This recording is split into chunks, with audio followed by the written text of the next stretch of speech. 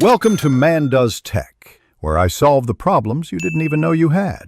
In this video, I will explain how to play changes on drums. Mastering changes is crucial for any drummer, allowing you to adapt to various musical sections.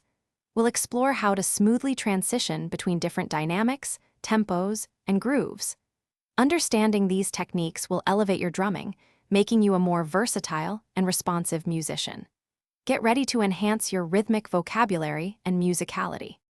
Dynamic control is about managing the volume and intensity of your playing. Try using lighter stick pressure for softer passages, creating a delicate feel. Conversely, for powerful sections, increase your stick height and force. Incorporating ghost notes on the snare can add a nuanced, quiet texture, while a strong rimshot or crash cymbal hit provides a loud, definitive statement. This contrast adds depth. Shifting tempo and groove requires precision and feel.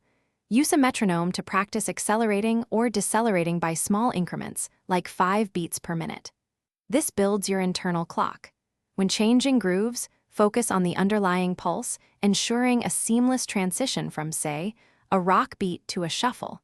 Listen intently to the other musicians to lock into the new feel.